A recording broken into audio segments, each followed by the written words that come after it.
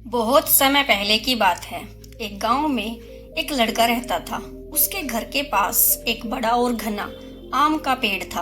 वह लड़का रोज उसके पास जाता और उसके नीचे खेलता और पेड़ के चारों ओर दौड़ लगाता। आम का पेड़ भी उस लड़के से बहुत प्यार करता था। जब भी वो लड़का वहां आता, आम का पेड़ उसे मीठे मीठे फल खिलाता और उसकी छांव में उसे आराम करने देता। जैसे जैसे समय बीतता गया, लड़का बड़ा हो गया और उसे खेलने की बजाय दूसरे कामों में दिलचस्पी होने लगी। धीरे धीरे वो पेड़ के पास कम ही आने लगा था। पेड़ उदास हो गया और अब उसका दोस्त उसके पास नहीं आता था। कुछ साल बाद वह लड़का उस पेड़ के पास आया। पेड़ बहुत खुश हुआ और उसने कहा, आओ मेरे दोस्त, चलो आम खाओ और मेरे साथ खेलो। लड़के ने उदासी से कहा, मैं अब बड़ा हो गया हूँ, मेरे पास खेलने का समय नहीं है, मुझे पैसे की जरूरत है ताकि मैं पढ़ाई कर सकूं। पेड़ ने थोड़ी देर सोचा और फिर बोला, मेरे पास पैसे तो नहीं हैं, लेकिन तुम मेरे आम ले सकते हो और उन्हें बेचकर पैसे कमा सकते हो।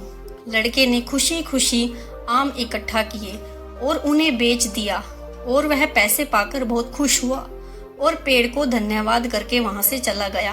पेड़ खुश था कि वह अपने दोस्त की मदद कर सका, लेकिन अब फिर वह अकेला रह गया था। कई साल के बाद अब वह लड़का एक जवान आदमी बन चुका था। वो फिर से पेड़ के पास आया। पेड़ ने उसे देखा और कहा, आओ मेरे दोस्त, चलो मेरे साथ खेलो।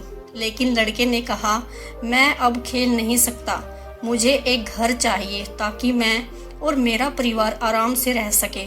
पेड़ ने सोचा और कहा, मेरे पास घर तो नहीं है, लेकिन तुम मेरी शाखाएं काट सकते हो और उनसे एक घर बना सकते हो।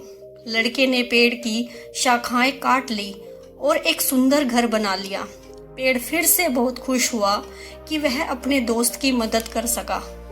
लेकिन अब पेड़ पूरी तरह से बिना शाखाओं के रह गया था। फिर कई साल बाद बीत गए और अब वो लड़का एक बूढ़ा आदमी बन चुका था। वो फिर से पेड़ के पास आया। पेड़ अब बहुत कमजोर हो चुका था, लेकिन फिर भी उसने अपने दोस्त से कहा, अब मेरे पास देने के लिए कुछ भी नहीं है, लेकिन तुम मेरे पास बैठकर आराम कर सकते हो। बूढ़ा आदमी मुस्कुराया और बोला कि अब मुझे किसी भी चीज की जरूरत नहीं है, मैं बस यहाँ तुम्हारी छांव में बैठना चाहता हूँ और आराम करना चाहता हूँ। पेड़ बहुत खुश हुआ और उसने अपने दोस्त को अपनी छांव में आराम करने दिया। इस कहानी से हमें यह सीख मिलती है कि सच्चा प्यार और दयालुता हमेशा दूसरों की भलाई में निहित होता है। Thanks for watching.